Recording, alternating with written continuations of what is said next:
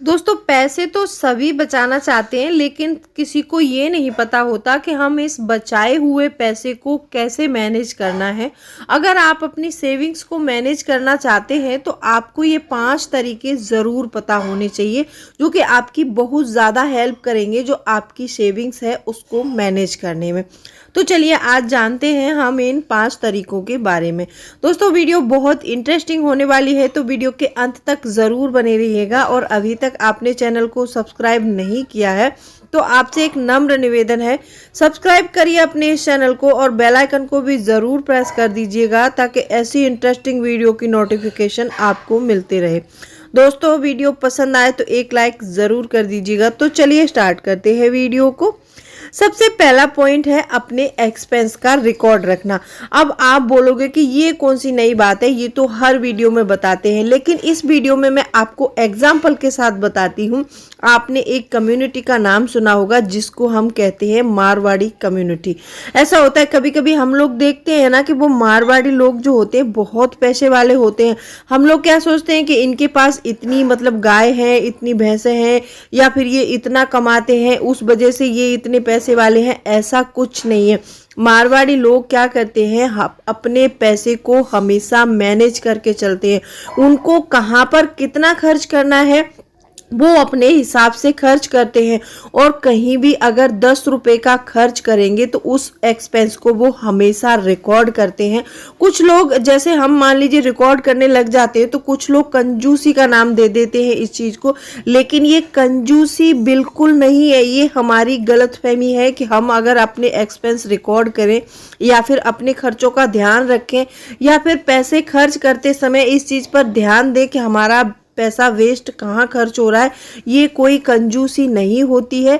ये अपने पैसे को मैनेज करना बोलते हैं इसको। अगर जो अपने पैसे को अच्छे से मैनेज कर लेता है वो ज़िंदगी भर सुखी रहता है, और जो मैनेज नहीं करता है वो हमेशा आर्थिक तंगी से जूझता रहता है। तो इसीलिए हम सबको पहले तो अपनी सेविंग्स को मैनेज करना चाहिए, अपने पैसे को।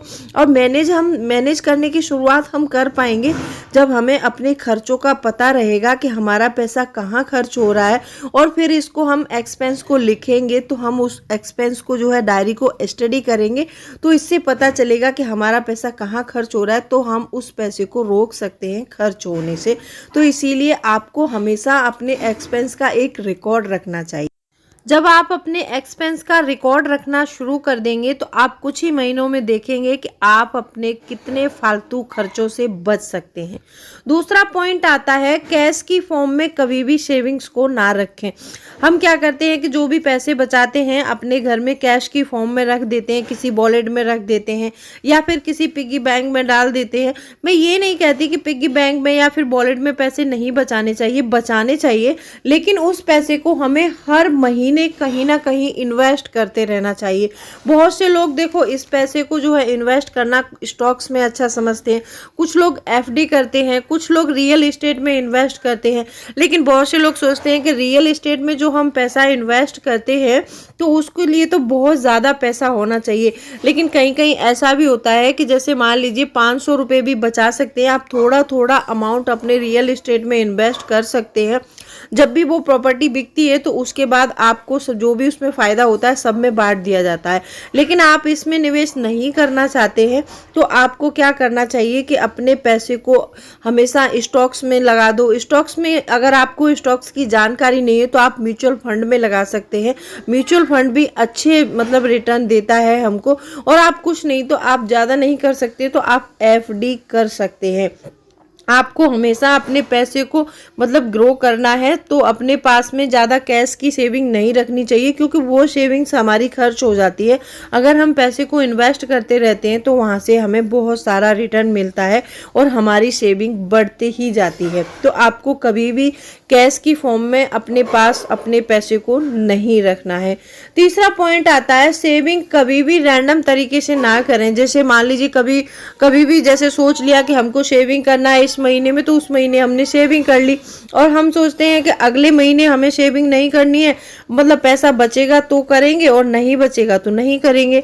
आपको ऐसा नहीं करना है। सेविंग को हमेशा करने के लिए आप अपने ज़रूरी खर्चे की तरह लेकर चलिए। जैसे हमने पहले कभी बहुत सारी बातें की है, मैंने आपको पहले भी बताया है कि 50-30-20 रूल अपनाना होता है। तो ऐसे ही हमें सेविंग को भी एक जरूरी खर्च मानकर करना है। जैसे हमारी बेसिक नीड होती है, बेसिक नीड अगर हम पूरी नहीं करेंगे तो हमारा काम नहीं चलेगा।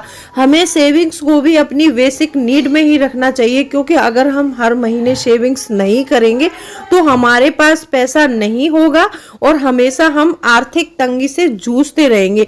तो इसीलिए हमें सेविंग्स को भी अपना एक जो है एक्सपेंस मानकर हर महीने कितना भी बचाना चाहते हैं, अपनी सैलरी का 10%, 20%, 30%, यहाँ तक कि बहुत से लोगों को देखा है वो 50% भी बचाते हैं जिनकी सैलरी ज़्यादा है। अब यहाँ पर आपको अपनी सैलरी का ज़्यादा से ज़्यादा हिस्सा बचत करना है और कम से कम हिस्सा अपने एक्सपेंस में यूज़ करना है। चौथा पॉइंट आता है सेविंग्स को कहाँ इन्वेस्ट करें। देखिए, सेविंग्स को अगर आपके पास ज़्यादा पैसा है तो आप रियल एस्टेट में इन्वेस्ट कर सकते हैं।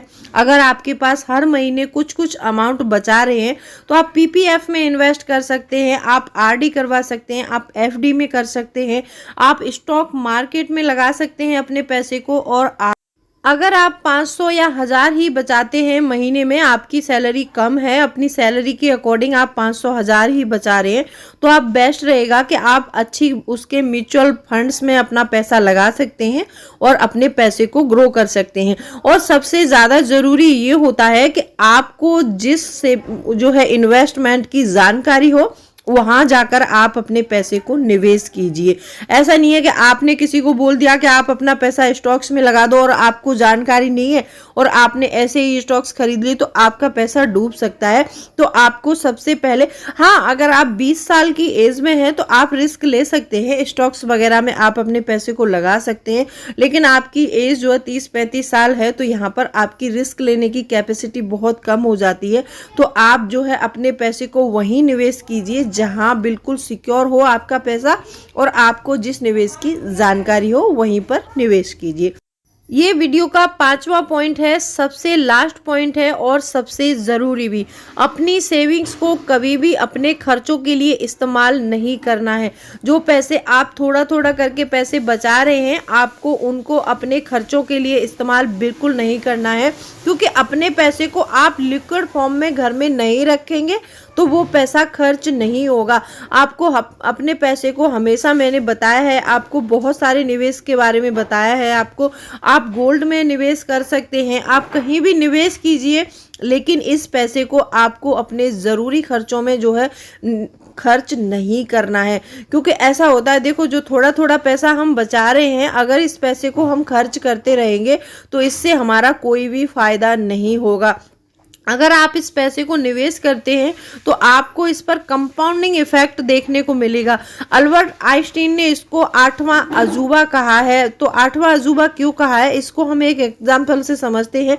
आपको अगर कोई बोले कि आपके पास 3 करोड़ रुपए हैं, आप इनको ले लीजिए, या फिर आप 1 रुपये डेली जो है कंपाउंड होगा आपका, उसको चुनेंगे, तो आप हमेशा 3 करोड़ वाले उसको फंड को चुनेंगे आप। लेकिन आपके लिए बेटर रहेगा कि आप 1 रुपये जो डेली कंपाउंड हो रहा है उसे चुनेंगे, तो उसमें बहुत ज़्यादा फायदा होगा आपके लिए। तो आपको हमेशा अपने पैसे को कंपाउंडिंग इफेक्ट में निवेश करना है और उस पर कंपाउंड इंटरेस्ट लेना है, तो आपका पैसा बहुत जल्दी ग्रो कर सकता है।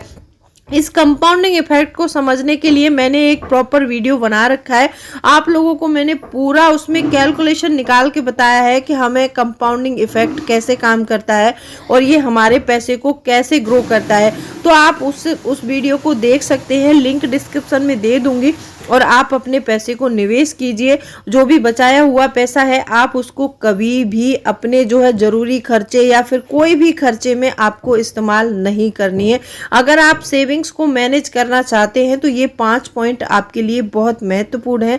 वीडियो कैसी लगी कमेंट करके ज़रूर बताना। अगर वीडियो पसंद आई है तो वीडियो को लाइक शेयर कर सकते हैं, और अगर कोई भी क्वेरी है तो आप मुझे कमेंट करके पूछ सकते हैं। तो चलिए मिलती हूँ अगले वीडियो में, तब तक के लिए bye bye, thanks for watching.